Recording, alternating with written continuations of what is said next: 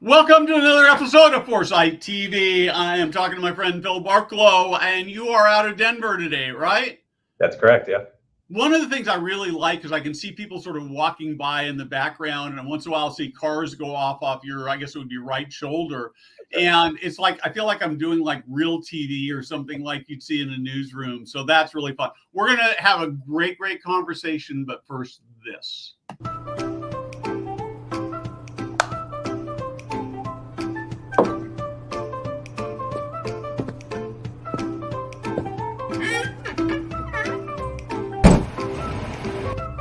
Hey guys, Steve Moran here.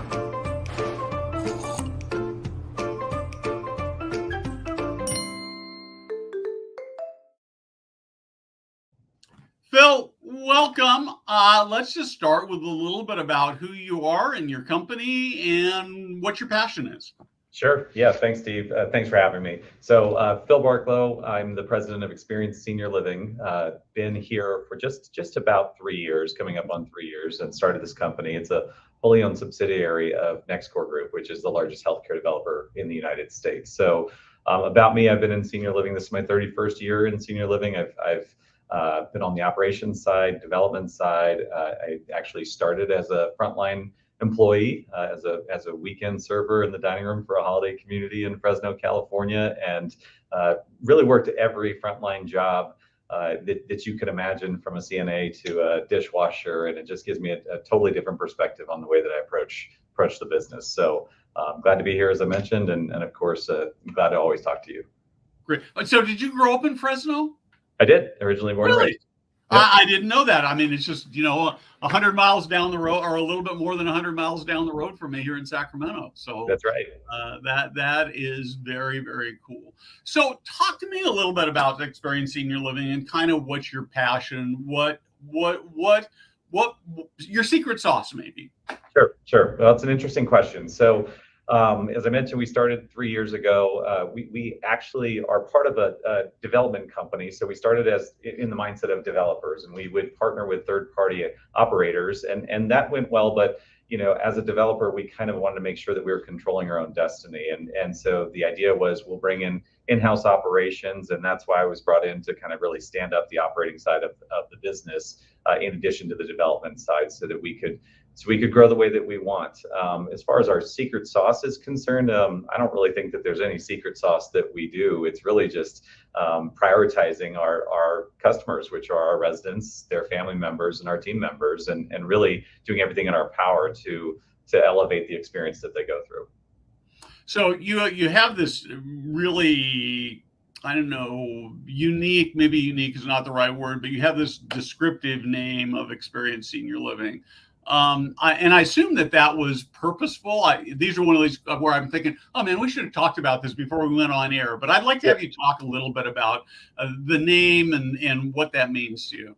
Sure. Well, our parent company, as I mentioned, is Nextcore, and the founder of our company is an architect by background. He's the CEO, and he was just looking to disrupt senior living, and he was looking around the world and seeing these videos of seniors that were living differently than the seniors that live in our country. And he found one video on YouTube. I'm not going to point to it, but it was a great video. And the seniors were just really pumped up about life and challenging things into their late 80s. And he said, that's the kind of experience that we want to have. That's what we want to do in our communities. And I really stood right behind that and expanded it out to not just our residents, obviously, but their families and team members. And it's a real key component of why we focus so much on new development versus acquisitions or just standalone management contracts. We really think that we want to disrupt the model. For years, I kind of fought that, saying we would have capital partners or folks like you that would say, wow, you guys are really disrupting things. You're really trying to do things drastically different. And I'd say, no, we're just trying to do it a little bit better than most. But the reality is we are trying to disrupt the model. And with new development and the way that we're designing our communities, it really creates better experiences and creates better outcomes for the customers of tomorrow. And that really is the challenge. And over the last 30 years, I've talked about it quite extensively, but we're not really taking care of the silent generation or the greatest generation like it was when I started, who would say, if there's 3 hots in a cot, we're so thankful for that. Our customer group has changed quite a bit. So as they've changed, we've evolved as well. The residents' family members expect a different experience, and I think most importantly, our team members have changed quite a bit. Again, when I first got in the industry, it was mostly people that were CNAs that were working in hospitals, or folks that were kind of on the back end of their career that would come into work as a frontline employee in senior living, and they just really were looking for an easier task than working in a hospital, and I understood that. And the customer today, as far as the employee is concerned, is looking at this as a long-term career. It's still a passion, and it's still got to be something that you're motivated outside of a paycheck to be involved in. But we're really trying to create a better experience all the way around in our environments, and I think that we do that with the communities that we build today. So talk to me a little bit of, I mean, when I look at sort of the senior living ecosystem, and you've sort of touched on all three of those, is you have three, maybe customers is not the right word, but at least three constituencies that you're serving, right? You've got the residents, which is super obvious. And I want to talk a little bit about creating better experience for, I'm a boomer, so I'm particularly interested in this. You've got team members, which is as I approach the industry, is really my bigger passion. And then you've got families.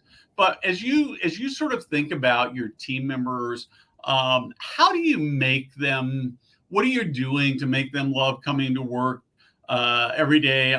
We're going to put out probably next week a little sort of video that is featured. There was a high jumper from Yugoslavia, I think, that broke this new world record that had been held for 37 years. And you watch her celebration when she realizes it. I look at that and I watched this like 20 times, and it's like, man, I want people when they come to work for Senior Living Company to have that kind of enthusiasm. That's right. So what are you doing to create that? Well, I guess, it starts with me having that much enthusiasm. I'm so passionate about what we do, and I think it carries through to our entire team. We're a very competitive team. So when you bring up the high jumper, it makes a lot of sense for me. I want to compete, I want to do better, and I want to continue to challenge us to be the best. But I've read a lot of the employee data and surveys that are out, in the industry and beyond the industry, saying that compensation really doesn't matter. It's number 6 on the list or 8 on the list, depending on which list you're looking at. And I believe that people work for good people, but I also believe people come into work to earn money. And so that it really for us starts with that, is that in every market that we're in, we want to be in the top quartile, if not the top decile or above the top decile of compensation for every one of our employees. So it is a tough business. It's obviously recruiting and retention is more critical than it's ever been in my entire experience in senior living. And so I'm just incredibly proud of the way that we treat people, the way that we compensate people, the benefits that we choose for our employees. We really just try to be top notch in every category so that we can attract the best talent across the board. And we took over, generally speaking, all of the communities that we developed about a year and a half ago. And when we did take those over, employee satisfaction was very low. There was lots of challenges with recruiting and making sure that we were resourcing to get the best talent that we can. Temporary labor was absolutely out of control. And I just looked at the data for last month, and I mean, we're kind of embarrassingly doing well. Like there's literally no temporary labor in any of our communities. Employee satisfaction is higher than it's ever been, and I just feel like we're just getting started creating that culture of competitiveness, wanting to be the best and wanting to make sure our residents' experiences are the best, but also compensating our folks and allowing them opportunities, a lot of opportunities to grow with us internally. And that comes again from my passion for all the people that gave me an opportunity to take a step up. And so I'm seeing so many people successfully grow with our company, and it just makes me so proud.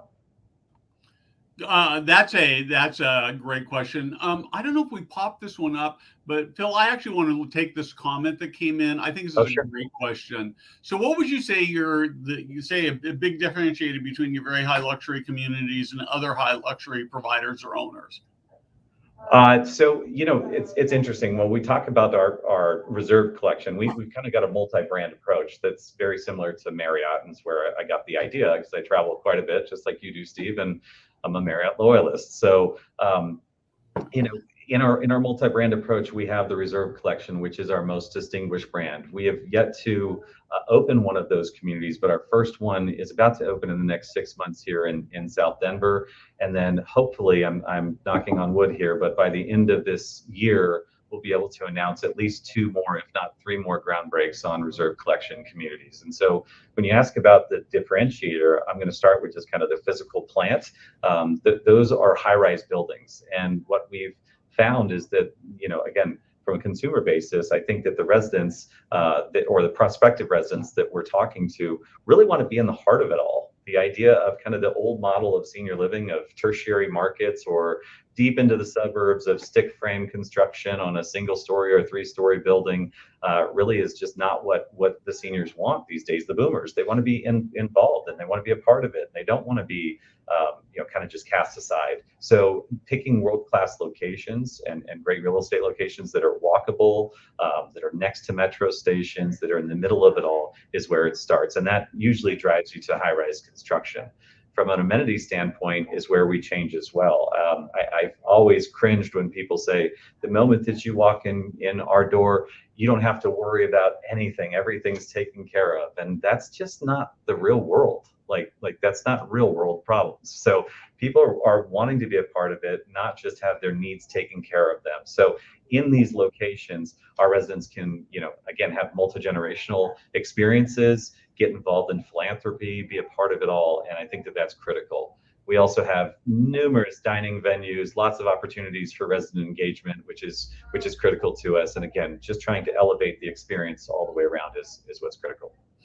One of the things, and we actually had this conversation in our team meeting this morning. I've got there are three of us. Well, I'm not quite 70, but I'm just a few months away. So there are three of us who are 70 and above.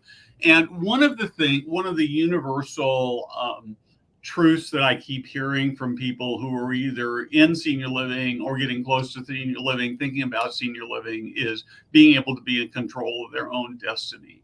Yes. And when we look at senior living, when I look at senior living, even though the residents are paying the bills and it's all supposed to be about them, what seems to still mostly happen is this group of people in a corporate office have looked down on these older people and decided what they want, rather than actually letting the residents get in and say, this is what I want. In fact, one of our team members, Sue Saldivar, was talking about it. And she said, if I were going to move in a community, I'd only want to move in is if I knew that the life enrichment program was actually being driven and run by residents and by people my age, and not a bunch of young people who are trying to think about. And what did she talk about? It wasn't bingo, but it was something like that she was like, I just can't stand it. I never want to do that. So thoughts on that?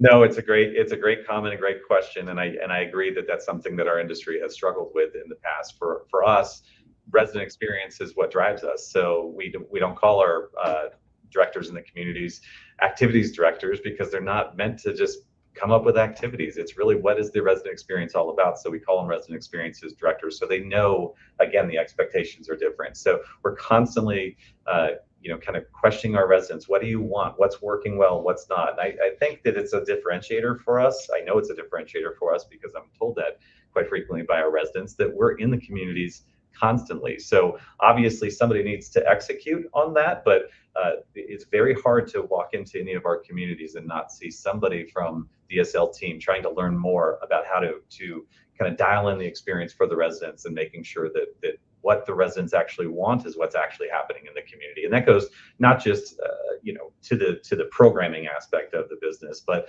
maintenance, housekeeping, care is something that I'm very passionate about, because I get up very early and I like to do my shower in the morning, and I again, historically, that's just not how our industry is operated. Resident-centric care. It's just, the approach is so backwards. So these are our clients, these are our residents. They're paying the bills.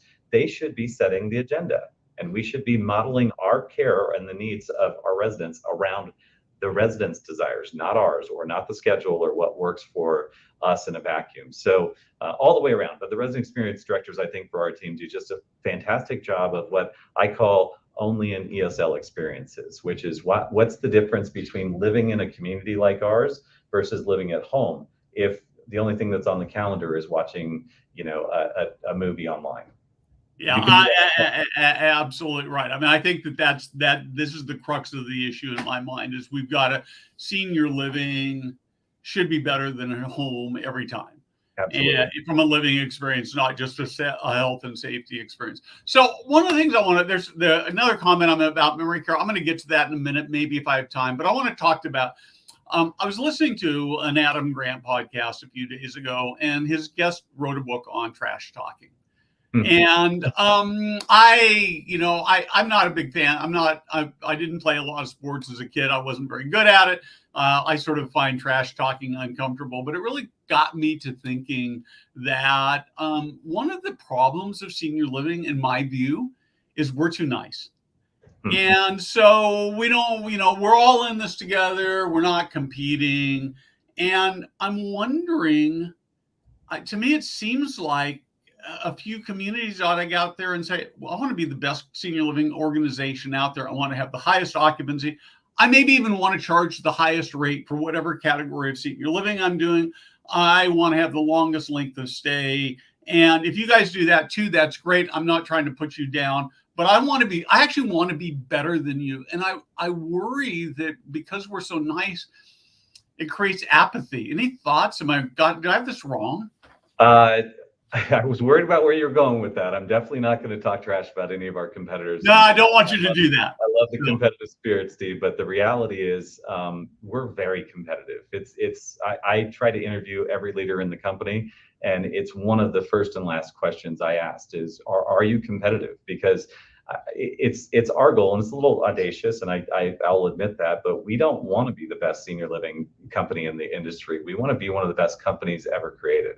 And so to me, we're not going to limit it to just our industry. We want to be the best in hospitality. We want to be the best in culinary, the best in programming, the best in care, all the way around. So for us, we are hyper competitive, and we are just coming off. I'm a little bit excited because we're just coming off the best month we've ever had. And as I mentioned, we took over all of our communities 18 months ago, and we've had net gains in every single one of our communities every single month since we took over. But this month was something special where we just blew the expectations of our team out of the water. And so the competitive nature of all of our teams competing against just each other is raising all ships. And so I'm excited about that. But I think, I agree with the apathy comment, because to me, when you're competitive, it does make everybody else want to be competitive with you as well. And I think the standard of, if you get to 93% occupancy, you've really reached the mountaintop, to me just doesn't work. Like we build our communities knowing the demand. We're a very data-driven company. We know the demands in markets. So if we're not 100% occupied, there is somebody sitting at home that's not living as good of a life as they could be living in our community. And that drives me personally, and I know that it drives all of our executive directors and all of our team members daily, that they want to make the difference in the lives of the residents that we serve.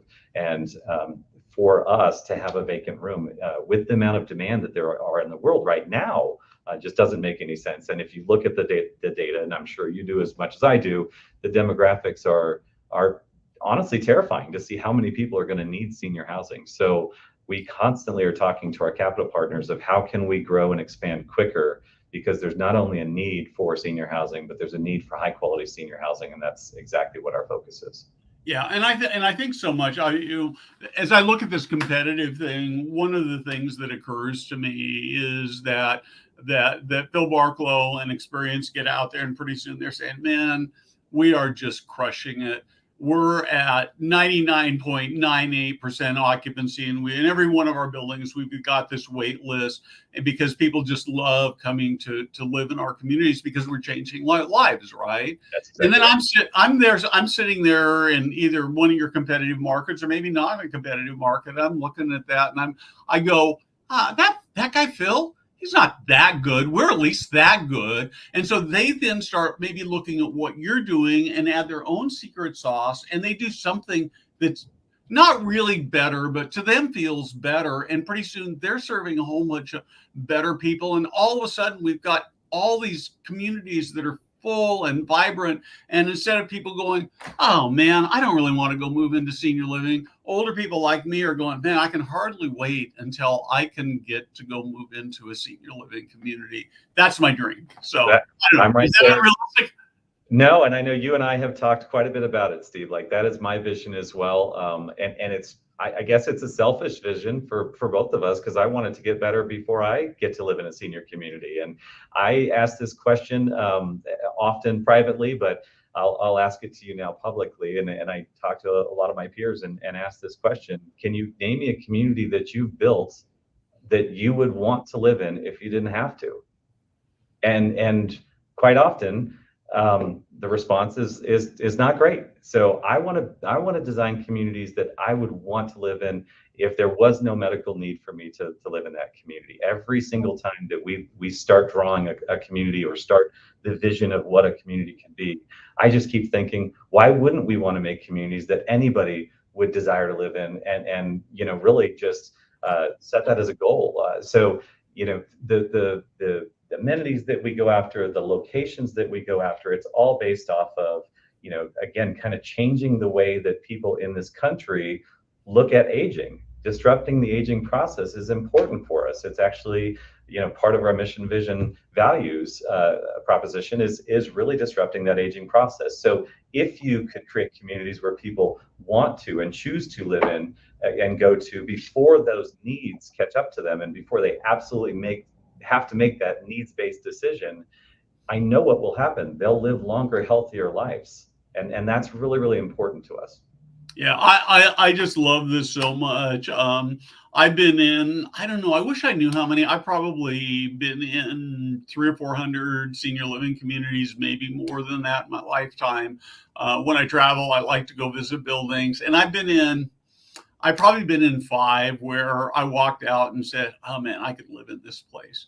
And what's really interesting is they're not always the biggest, the best, the most beautiful. More than anything else, it's about how it makes me feel. That's right. My favorite one to talk about is a Watermark building that is in sort of Oakland area, not quite in downtown Oakland in the Bay Area.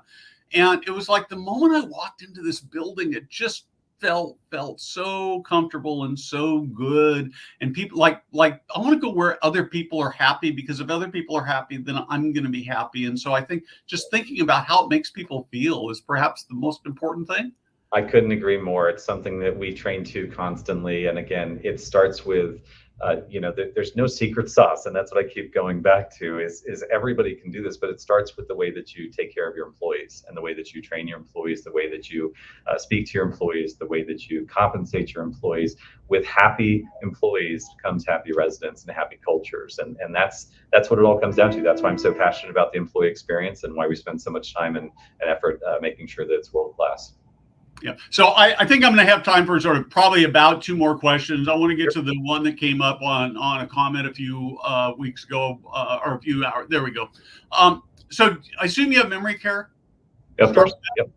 And plans for doing anything like a dementia village, or how do you approach memory care?